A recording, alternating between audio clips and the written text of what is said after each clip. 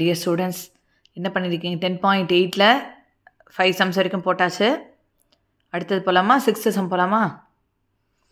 So question என்னன்னா, assume that the rate at which radioactive nuclei decay is proportional to the number of such nuclei present in a sample. In a certain sample, 10% of the original number, that is number of nuclei, have undergone disintegration in a period of 100 years. Okay, what percentage of the original nuclei will remain after 1000 years?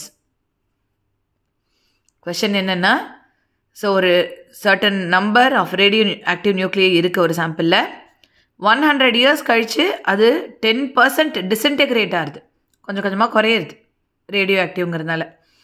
அப்போது 1000 இயர்ஸ்க்கு அப்புறம் எவ்வளோ percentage of the sample இருக்கும் அப்படிங்கிறத question. சரியா, முதல்ல இதை நம்ம சால்வ் பண்ணுறதுக்கு டிஃப்ரென்ஷியல் ஈக்குவேஷன் யூஸ் பண்ண போகிறோம். இதில் என்ன டிஃப்ரென்ஷியல் ஈக்குவேஷனுக்கான விஷயம் இருக்குது அப்படின்னா, ரேட் ஆஃப் சேஞ்ச் ஆஃப் ஏதாவது இருக்கான்னு பார்க்குறோம். Yes, rate of change of DK. சரியா, அதாவது நம்பர் வந்து குறைஞ்சிட்டே வருது. நம்பர் என்ன ஆகுது, கொஞ்சம் கொஞ்சமாக குறைஞ்சிட்டே வருது. அதனால் நம்ம நெகட்டிவில் போட போகிறோம். சரியா, நம்பர் என்ன ஆகுது, குறையிறது. சரியா, ஸோ எது வித் ரெஸ்பெக்ட் டு டைம். அப்போது dn by dt is equal to கொஞ்சம் கொஞ்சமாக குறையிறது இல்லையா, மைனஸ். சரியா, ப்ரொபோஷ்னல் அப்படின்னு சொன்னால் ப்ரொபோஷனேட் டு த நம்பர் ப்ரெசன்ட்னு கொடுத்துருக்கு, த நம்பர் ப்ரெசன்ட். அப்போது அந்த நம்பரை நம்ம என்னன்னு வச்சுருக்கோம், ப்ரொபோஷ்னல் போட்டு n போடணும். ஆனால் நம்ம என்ன பண்ணுறோம், அந்த ப்ரொபோஷ்னல் சிம்பிளை ரிமூவ் பண்ணி கேவை இன்ட்ரடியூஸ் பண்ண போகிறோம். சரியா, குறையிறதுனால மைனஸ் போட்டு கே போட்டு என்னன்னு போடுறோம். புரிஞ்சுதா? ஸோ இதில் கே வந்து பாசிட்டிவ் நம்பர், மைனஸ் கே போட்டதுனால இது நெகட்டிவ் ஆகிடும். ஓகேயா, K is positive. Okay, so இப்போது இதை சால்வ் பண்ண போகிறோம். சால்வ் பண்ணோன்னா என்ன அர்த்தம், டிஃப்ரென்ஷியல் ஈக்குவேஷன் சால்வ் பண்ணோன்னா எஸ் இன்டகிரேட் பண்ண போகிறோம். அதுக்கு நிறைய மெத்தட்ஸ் தெரியும். நம்ம முதல்ல வேரியபிள் செப்பரபிள் போகிறோம். இதான் ரொம்ப சிம்பிள் இருக்கிறதுலையே. ஸோ என்னை டிஎன்னோட சேர்க்க போகிறோம். That is DN divided by N. Okay, divided by N is equal to minus K into DT. ஓகேயா, ஸோ டிஎன் பை என் அப்படிங்கிறதுல வேரியபிள் செப்பரேட் ஆகிடுது, இங்கே டி தனியாக செப்பரேட் ஆகிடுது. இப்போ ரெண்டு பக்கமும் இன்டகிரேட் பண்ணால் நமக்கு என்ன கிடைக்கும், dx by x integration is log x மாதிரி, dn by n ஓட integration very good log n.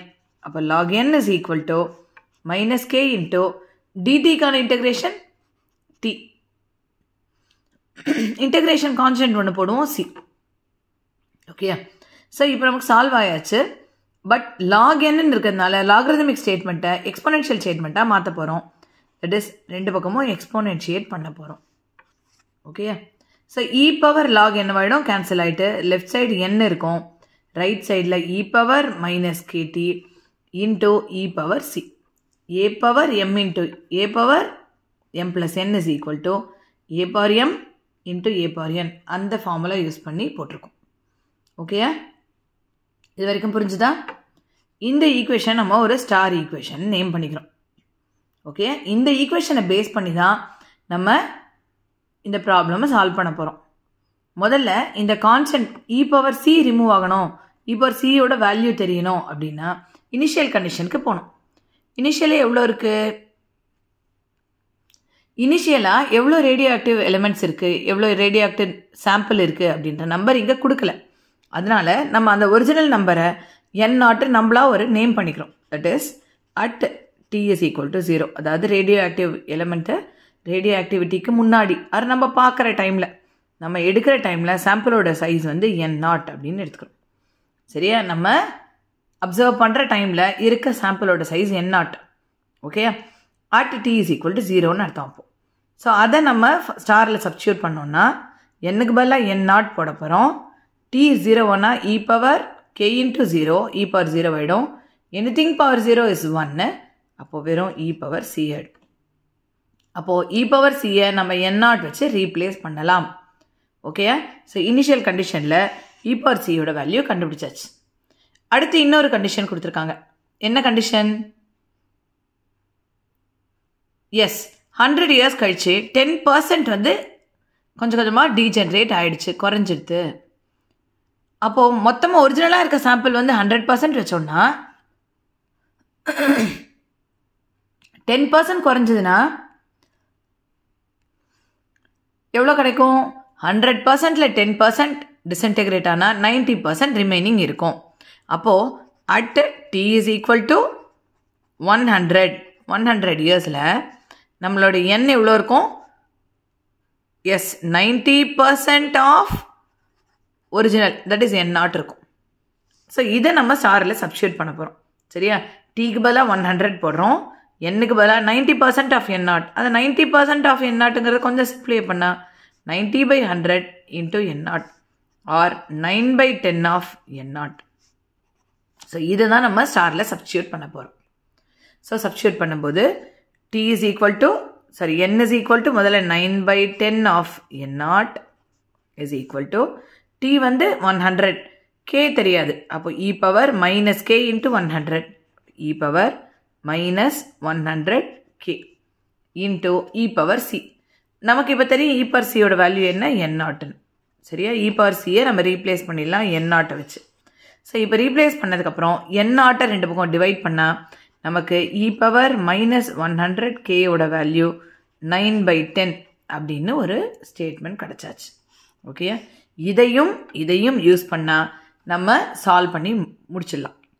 So இப்போது 1000 இயர்ஸ்க்கு அப்புறம் எவ்வளோ அப்படிங்கிறது கொஷன். 1000 இயர்ஸ்க்கு அப்புறம் எவ்வளோ நம்பர்னு கேட்கல, எவ்வளோ பர்சன்டேஜ் கேட்டிருக்காங்க. ஸோ முதல்ல நம்ம 1000 இயர்ஸ்க்கு அப்புறம் என்ன ஆகும்னு பார்க்கலாம். So at t is equal to 1000 என்ன வருதுன்னு கண்டுபிடிக்க போகிறோம். ஸோ இந்த ஸ்டாரில் இருக்கிறது எல்லாத்தையும் சப்ஸ்டியூட் பண்ண போகிறோம். n is equal to e power minus k into t வந்து 1000, e power minus k into 1000, so minus 1000k into e power c வந்து n0. ஓகேயா? இப்போது நமக்கு e power 100k minus 100k இருக்குது.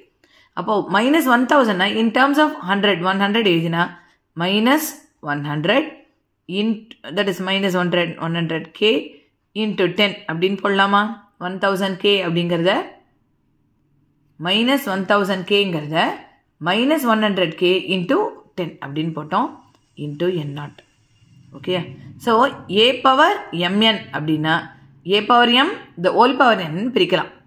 So e power minus 100k the whole power 10ன்னு இதை போடுறோம், into n0. So என்னோட value. So e power 100k ஓட value நம்ம கண்டுபிடிச்சி வச்சுருக்கோம் 9/10 அப்படின்னு. ஸோ 9/10 the whole power 10 இந்த place of e power minus 100k அதோட வேல்யூ போடுறோம், into n0. இதுதான் இப்போ இருக்க நம்பர். எப்போது? 1000 இயர்ஸ்க்கு அப்புறம் இருக்க நம்பர். ஆனால் நமக்கு வேண்டியது பர்சன்டேஜ் வேணும். அப்போ percentage of n is equal. பர்சன்டேஜ்னால் என்ன பண்ணுவோம்? கிவன் ஃப்ராக்ஷனை 100%ஆல் மல்டிப்ளை பண்ண போகிறோம். ஸோ 9/10 ஆஃப் பவர் 10 வந்து 9/10/10 எடுத்து பர்சன்டேஜ் போடணுன்னா என்ன சொன்னோம்? 100%ஆல் மல்டிப்ளை பண்ணணும். Percentage of n0. Okay, so 100%ல் 100 இருக்கு இல்லையா? 100னா 10^2. அப்போ இதில் 10^10 இருக்குது, கேன்சல் ஆனால் டினாமினேட்டரில் 10^8 ஆகிடும். 10 - 2 நியூமரேட்டர் அப்படியே தான் இருக்கும், 9/10 percentage. Okay, percentage of n0 தான் இப்போதைக்கு remaining after 1000 years. So n after 1000 years எவ்வளோ பர்சன்டேஜ் இருக்குன்னா 9/10/10^8 பர்சன்டேஜ் ஆஃப் n0 இருக்குது. புரியுதா சம் உங்களுக்கு? நீங்கள் ஒரு முறை போட்டு பார்த்துருங்க பார்க்கலாம்.